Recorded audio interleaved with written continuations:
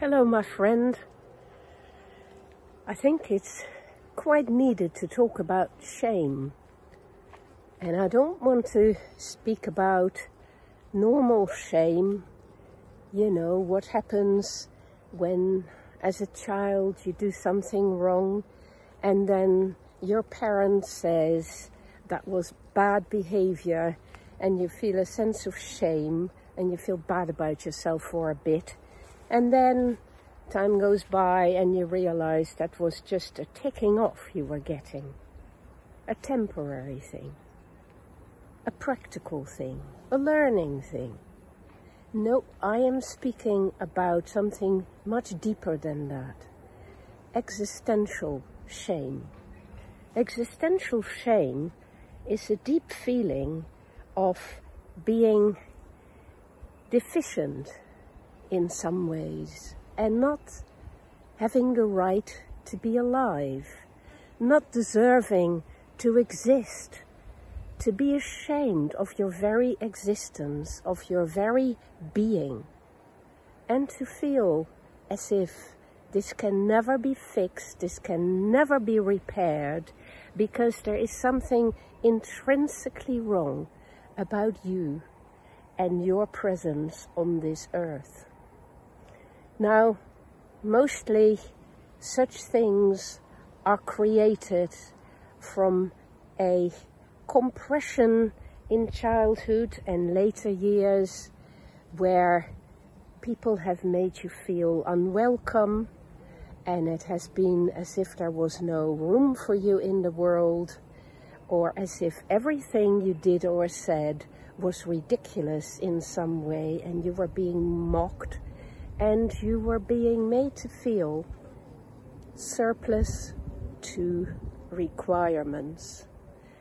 Now, if you do feel surplus to requirements deep down like that in your very spirit, it is very, very hard, isn't it, to do anything, because no matter what you do, it will never be enough, and you'll still feel you're going to get mocked and put down and ridiculed, and you'll still feel at the end of the day that it's a hopeless situation.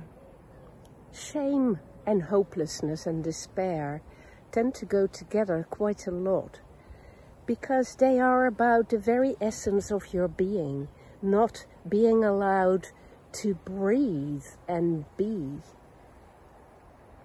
When I speak like that, you can hear that this is a nonsensical situation.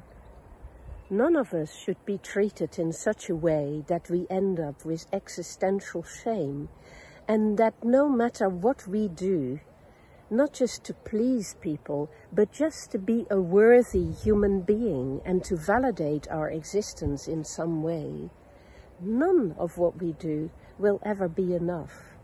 Because there is this deep hole inside of us and we feel as if we haven't got a right to be the same as others or even to be in this world. And this can be triggered by small things and immediately drive you into that sense of despair. You see, my friend, that it is very needed for you to repair this. And the only way you can repair it is not by doing all these things to find validation, but by beginning to reclaim your birthright, your essential right as a human being to breathe and be in this world. And that cannot come from anybody else's approval or anything you do. It comes from you going out there in the world, being in nature, and becoming aware that you are one of the many creatures in this world and have as many rights as anyone else to be here just as you are. What we need to avoid here is you thinking that it is self-improvement you need. No, my friend, this is much deeper than that. This is you sinking into your very right to be. You're right to be here. You're right to be you, just as you are. And to welcome your own being into the world, because no one else is going to do it for you. Though nature will help a lot, so will animals. Take care, my friend.